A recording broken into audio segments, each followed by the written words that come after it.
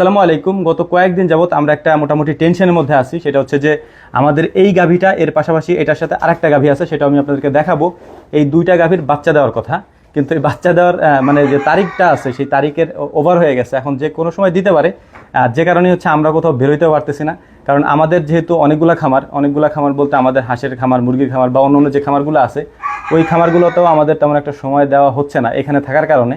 আর এটার মূল কারণ হচ্ছে এই বাচ্চাটা কখন দেয় চিন্তার একটা বিষয়, কারণ যে কোনো মুহূর্তে দিতে পারে। কয়েকটা লক্ষণ আমি আপনাদেরকে দেখাই। যেমন ধরেন, বাচ্চা দেওয়ার পূর্বে গাভীর এই যে গর্তটা আছে, এই যে মানে কোমরের এখানে যে গর্তটা থাকে, এইটা গর্ত হয়ে যায় আর কি। এই যে দেখতেই পাচ্ছেন যে এখানে এই একটা গর্ত হয়ে গেছে, পিঠের এইখান থেকে এসে এখানে একটা গর্ত হয়ে গেছে।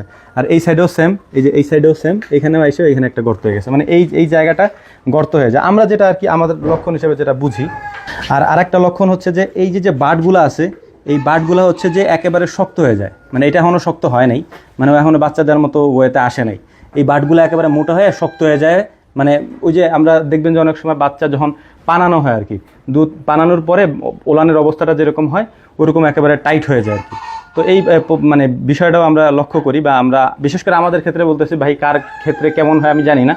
আমাদের খামারে যে সব বিষয়গুলো আমরা দেখি সেগুলো আমি আপনাদেরকে জানানোর চেষ্টা করি। তো এইটা হচ্ছে টাইট হয়ে যায়। এই টাইট হওয়ার ফলে হচ্ছে যে আমরা বুঝতে পারি যে হয়তো 2-1 দিনের মধ্যে বাচ্চা দিবে। আর এইটা হচ্ছে আমরা মেন একটা লক্ষণের মধ্যে ধরি, যে এই যে গর্তটা হয়েছে এটা সব গরুরই হয়। যেমন এই যে এই সব গরুর কিন্তু এখানে গর্তটা নাই এখন। হ্যাঁ, এটা যদি বাচ্চা দিত, মানে এটা যদি প্রেগনেন্ট হইতো, যেটা এটা প্রেগনেন্ট না, এটা প্রেগনেন্ট হলে এখান থেকে নিয়ে এখানে এসে গর্ত হয়ে যেত। হ্যাঁ, এরকম কোমরের কাছে হয় আর কি। অনেক গরুর আবার এরকম হয়ও না, কিন্তু যেসব গরু একেবারে লেভেল থাকে, সমানই থাকে, কিন্তু বাচ্চা দেওয়ার সময় গর্ত হয়, তখন আমরা বুঝি যে বাচ্চা দেওয়ার সময় হয়ে গেছে আর কি। তো আলহামদুলিল্লাহ, হয়তো 2-1 দিনের মধ্যে এটা বাচ্চা দিবে। আর আপনারা দোয়া করবেন। আমরা আসলে এটা নিয়ে অনেক মানে টেনশনের মধ্যে আছি, কারণ একটা হইলে কোনো সমস্যা ছিল না, এটার সাথে আরও একটা আছে, আমি আপনাদেরকে সেইটাও দেখাচ্ছি, চলেন। এই হচ্ছে আলহামদুলিল্লাহ আর একটা গাভী। এই গাভীটারও সেম অবস্থা, তবে আমার মনে হইতেছে যে ওই গাভীটার আগে এই গাভীটা বাচ্চা দিবে আর কি। এটা আমাদের একটা দেশি গরু আর কি, দেশি গরু বলা যায়। দুইটা গাভী যেহেতু একসাথে বাচ্চা দিবে, এই কারণে একটু টেনশন বেশি। কারণ হচ্ছে যে কোনটা কখন দিবে, যে কারণে আমরা আগেই বলছি যে বেরোইতে পারি না এখন। আর মানুষের অনেক বেশি চাপ থাকার কারণে আমাদের আরও একটা প্রবলেম হয়ে যায়। এটা আসলে বোঝানো যায় না মানুষের, আসলে মানে আপনারা আমি যতই বোঝাই আপনি বুঝবেন না। দেখা যায় যে আমরা বলি যে শুক্রবারের দিনে আসেন আমাদের সাথে দেখা করেন, দেখা যায় যে মানুষ শুক্রবারের দিনে আসবে না, অন্য সারা সপ্তাহ মানুষ আসতে থাকে আর কি। এটা একটা অনেক বড় আমাদের জন্য একটা সমস্যা। এটা আমরা অনেকবার আপনাদেরকে বোঝাইতে চাইছি, আমাদের কথা কে শোনে আর কি। আলহামদুলিল্লাহ, গতবারের তুলনায় এবার ওলানটা খুব ভালোভাবে ছাড়ছে, মানে একটু বড় হয়েছে। গতবার হয়তো এরকম ছিল না। আর আমাদের এখানে আসার পর, যেহেতু এটা আমরা গতবারই আনছি, গতবার আনার পরে ওর বাচ্চাটা হচ্ছে যে এই বাচ্চাটা সহ আমরা কিনে আনছিলাম। অনেকে হয়তো দেখছেন যে এই ষাঁড় বাছুর সহ আমরা কিনে আনছিলাম। এই ষাঁড় বাছুরটার আরও একটা বৈশিষ্ট্য আছে, আমাদের একটা বাচ্চার লাম্পি স্কিন ডিজিজ, যেটা এলএসডি বলে, সেটার একেবারে মুমূর্ষু অবস্থা হয়ে গেছিলো। আমাদের ওই দরজার ওইখানে এটার আমি শোয়া রাখছিলাম, অনেকে বলতেছিল যে মনে হয় মারা গেছে আর কি।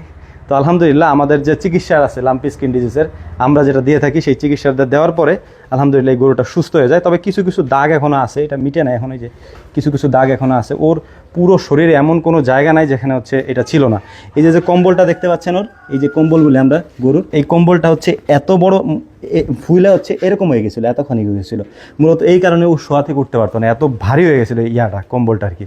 তো যাই হোক, আলহামদুলিল্লাহ এটা সুস্থ হয়ে গেছে এখন, পুরোপুরি সুস্থ। এর পাশাপাশি ওর মা হচ্ছে ওইটা আর কি, ওই একটা গাভী এখানে থাকে। আর ওই ঘরে যে গাভীটা দেখাইছি, সাদা গাভীটা, ওই সাদা গাভীটার বাচ্চা হচ্ছে এইটা। এই গরুটাকে আমরা আনছিলাম হচ্ছে দেশি গরুতে আমরা শাহিওয়ালের বীজ দিয়ে, তারপর হচ্ছে যে জাত উন্নয়ন করার জন্য। অর্থাৎ শাহিওয়ালের যে ষাঁড় বাছুরগুলো হয়, সেই ষাঁড় বাছুরগুলো বাজারে একটু ভালো রেট থাকে, এবং এটা মানে মানুষের চোখেও পড়ে বেশি। শাহিওয়ালগুলো দেখতে সুন্দর, যেটা আমি আপনাদেরকে দেখাইলাম, ওর যে একটা বাচ্চা আছে।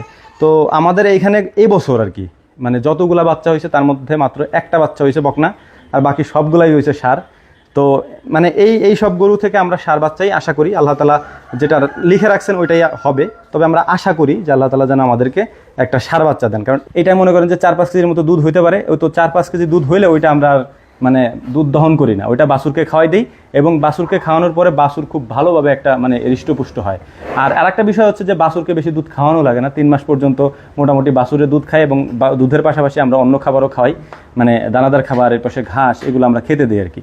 তো যাই হোক, আলহামদুলিল্লাহ, তো এইটাকে আমরা মূলত আনছি এই কারণে যে এইটা থেকে আমরা যে বাছুরটা পাবো, ওই বাছুরটাকে মূলত আমরা ষাঁড় বাছুর যদি হয় তাহলে আমরা পরিপূর্ণভাবে ওকে আমরা রেডি করব মাংসের জন্য আর কি। আর অন্য যে গাভীগুলো আছে, যেগুলো ফ্রিজিয়ান হাই পার্সেন্টেজের বীজের বা বকনা বা গাভী, তো ওইগুলা থেকে আমরা আসলে দুধটাই আশা করি। তো দেশি গরুর একটা বৈশিষ্ট্য হচ্ছে এগুলা প্রতি বছরে বছরে বাচ্চা দেয়, এটা একটা মানে ভালো দিক। এটা আপনারা যারা পুরাতন খামারি আছেন তারা বুঝবেন যে বছর বছর যদি কোনো গরুর বাচ্চা দেয় ওইটাতে আলহামদুলিল্লাহ অনেক বেশি লাভও হয় আর কি। কারণ একটা বাছুরের দাম এখন আপনি প্রায় লাখ টাকার কাছাকাছি হয়ে যায় আর কি, যদি ভালো একটু গ্রোথ হয়, এটার নিচে আপনি পাবেন না। তো যাই হোক আলহামদুলিল্লাহ, আমাদের জন্য দোয়া করবেন যাতে করে একদিন আগে পরে বাচ্চাটা দেয় আর কি। দুইটা যদি একদিনেই দেয় তাহলে একটু মানে প্রবলেম হয়ে যায়, যেহেতু এই কাজগুলো আবার সবাই পারে না, মানে এই বাচ্চাগুলো টেনে বের করা, আবার হচ্ছে যে এগুলো টেক কেয়ার করা, তো আমাদের ক্ষেত্রে একটু সমস্যা হয়ে যায়। আর আমি আপনাদের কাছে আবারও অনুরোধ করে বলবো যে আমাদের এখানে যারা আসেন ভাই, শুক্রবার বাদে অন্য কোনো দিন আমাদের এখানে না আসার জন্য এটা আমার অনুরোধ থাকবে আপনাদের কাছে। কারণ আমরা আসলে কাজ করতে পারি না, আমাদের মূল কাজটাই হচ্ছে কাজ। এখন আমরা যদি কাজই না করতে পারি, এতগুলো গরু, ছাগল, হাঁস, মুরগি, মাছ যদি আমরা ঠিকমতো কাজ না করতে পারি ভাই, আমাদের অনেক লস হয়ে যায় বিশেষ করে। আর আরেকটা বিষয় আপনাদেরকে আমি বলি, ধরেন আমরা নিয়মিত যদি কাজ না করতে পারি, দেখা যায় এখানে আজকে 2টা মুরগি মারা গেল, তো ওইখানে 2টা হাঁস মারা গেছে, পুকুরে 4টা মাছ মারা গেছে। এখন এগুলোর তো সমাধান করতে হবে, মানে সমস্যা তো হবেই, যেহেতু এগুলা জীবন্ত প্রাণী, সমস্যা হবেই। তো এই সমস্যাগুলো তো আমাদের সমাধান করতে হবে। তো সমাধান করার জন্যই মূলত হচ্ছে যে আমরা প্রতিনিয়ত এদের সাথে কাজ করি, বা এদের গোসল করানো, খাওয়া দাওয়া করানো, এইসব জিনিসগুলো যদি দেখাশোনা পর্যন্ত না করতে পারি, মানে এরকম একটা পরিস্থিতি হয়ে গেছে, এই জন্য আমি আপনাদেরকে বলতেছি যে আমরা দেখাশোনাটাও ঠিকমতো করতে পারছি না আর কি, মানে মানুষের চাপে। তো আমাদেরকে শুক্রবার ছাড়া অন্য কোনো দিন মানে আমাদের এখানে না আসার জন্য আমরা বিশেষভাবে অনুরোধ করতেছি। এতে করে হবে কি, আমরা কাজ করতে পারবো ইনশাআল্লাহ, আপনাদেরকে আরও ভালো ভালো জিনিস আমরা দেখাইতে পারবো, পরামর্শও দিতে পারবো ইনশাআল্লাহ। তো যাই হোক, ছোটো ভাই বা ছেলে হিসেবে যদি ভুল কিছু বলে থাকি তাহলে ক্ষমা সুন্দর দৃষ্টিতে দেখবেন, আর আমাদের জন্য দোয়া করবেন। আল্লাহ তাআলা যেন আমাদের ব্যবসায় বারাকা দান করেন। আসসালামু আলাইকুম রহমতুল্লাহ।